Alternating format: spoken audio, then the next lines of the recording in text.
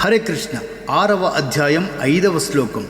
ఉద్ధరేదాత్మనాత్మానం నాత్మానమవసాదయేత్ ఆత్మైవ హ్యాత్మనో బంధుః ఆత్మైవ రిపురాత్మనః.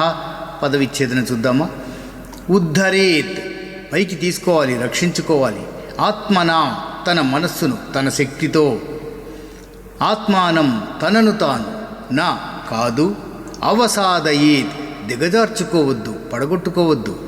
ఆత్మ మనస్సు స్వరూపం, హి నిజంగా, బంధువు మిత్రుడు, రిపుహు శత్రువు, ఆత్మనః తనకు.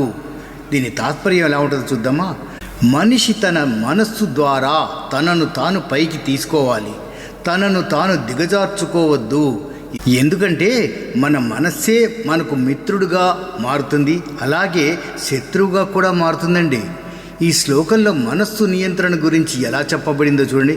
మనం మన మనస్సును సరిగ్గా నియంత్రిస్తే అది మనకు మిత్రుడుగా సహాయపడుతుంది. అదే మనం మనస్సును బానిస అయితే అది మనకు శత్రువుగా మారి మనల్ని కిందకు దిగజార్చుతుంది.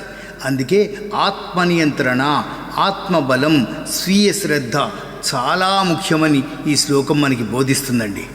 ఆధ్యాత్మిక పురోగతి పథంలో ప్రతికూలతలు ఎదురైనప్పుడు ఇతరులు మనకి తీవ్ర అన్యాయం చేశారని, వారే మనకు శత్రువులని ఫిర్యాదు చేసుకుంటాం.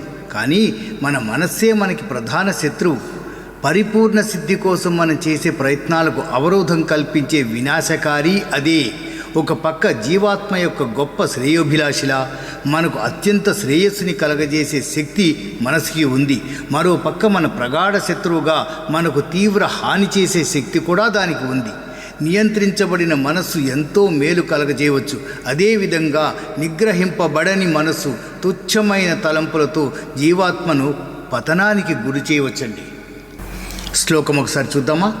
ఉద్ధరేదాత్మనాత్మానం నాత్మానమవసాదయేత్ ఆత్మైవ హ్యాత్మనో బంధుః ఆత్మైవ రిపురాత్మనః.